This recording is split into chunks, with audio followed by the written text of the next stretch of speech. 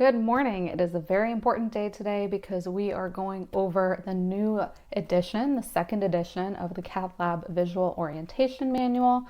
I published the first edition April of 2023, so a little over a year ago. When I publish something, the second edition is already in progress because as you read it, as you DM me and leave reviews and leave feedback, I am automatically applying a lot of that feedback when and if I can, and if not, for example, you guys had great feedback on hemodynamics. I want more hemodynamics. I love the way you teach hemodynamics. Thank you.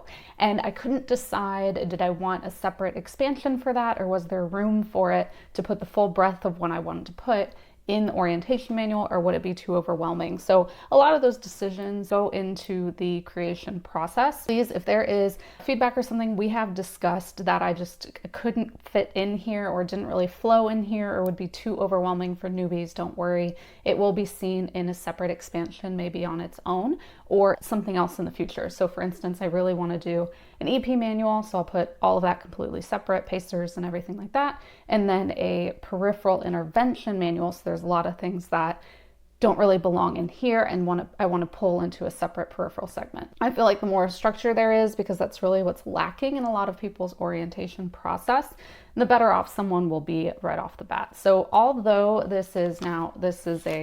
going to go print the new proofs in a minute so we can go through the next process of the peer review edits, but this is from phase one. So you see this has all Brenda's wonderful notes, who spent a lot of time working through the flow. And I really have one or two point people for each book that I do. So even though I've asked for the radiology section, I had several rad techs look over it. For the pulmonary hypertension section, I had someone who does a lot of pulmonary hypertension studies look over it, just for clarity. Same with Assist. Even though I haven't used Assist, I asked several people who use it, does this make sense? This is how you do it. And they send me feedback on different segments and little notes and tips to put in there for you. That's important for them. That might not necessarily be in the instructions for use. Where we're at right now, pre-orders come up September 25th to October 9th. Pre-orders are exclusive to the website because that is something that I have developed and I own, so I can control all of that and make sure that everything is correct for you guys, and I can communicate with you because I have your emails for communication for your order. Or if you are a Pulse Points member, so you do get rewards and points for your purchases, I make sure you get rewarded for that as well. And you can use your points on the pre-order. If you have ordered previously, redeemed your points for cash, for discounts, then you can use that on the pre-order price also. Well, the reason I did that is because the last couple launches, I've never done pre-orders before. It's something you guys asked me and I just couldn't really figure out how to set it up. I wanted to make it so it was really transparent. I sell on five different platforms. So I really needed to figure out a way to do that was really fair for everybody and was very clear on the verbiage that, this is going to ship in 2 weeks. So the reason that I did that is because every time I've done a launch of something new, we sell out within sometimes the first week, sometimes the first month. And yes, that is great and fantastic, and I'm very grateful, but then a lot of you have timelines on things. Maybe you're studying for your boards and you wanted this as a supplement, and then you have to wait. So I didn't want that to happen again if I could avoid it. I am really grateful that my manufacturer is centralized in Orlando, so I get everything within the next couple of days after I order it. So I could get everybody who I know wants it and needs it now can pay for it and gets priority, and then they will get it first. And then what is left over will be posted to the public. So I can make sure that I at least get those priority people. Every single one of those people will get a book, and then I will make sure to have plenty for the public, and then I will reorder on that basis to keep it stocked. As you saw, our intervention manual, we only have a couple left today that I'm filming this, but then the peripheral expansion also sold out unexpectedly. I had very big orders for both of those that I was not expecting. Those ended up selling out before this one came out, which was not the plan. So all of those will restock October 10th when the pre-order sale for this is done. So what changes can you expect in this? Again, it is over double the size. I believe I counted there's 150 new pages, but all of the existing pages have been updated or changed in some way, shape, or form. If you message me and you're like, this isn't super clear, I fixed that for you also. So the main things that are core portions that I added. Number one, more hemodynamics, and I structured it in a way so you have the normal, you have some waveform examples and then some real life applications. So I did that for all of the waveforms for your right heart cath.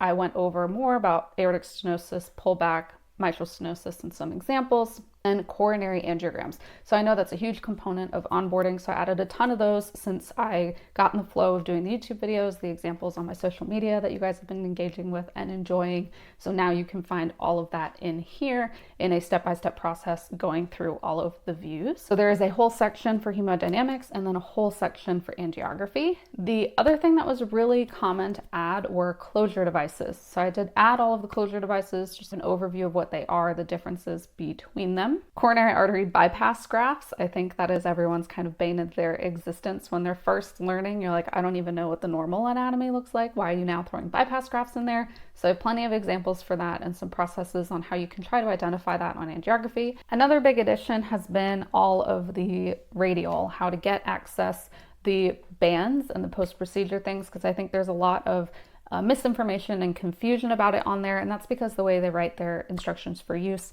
So I did add that for you as well for post-procedure, well, application of the band, post-procedure protocols, and really management of radial access and even femoral access and some of the issues that can go along with it.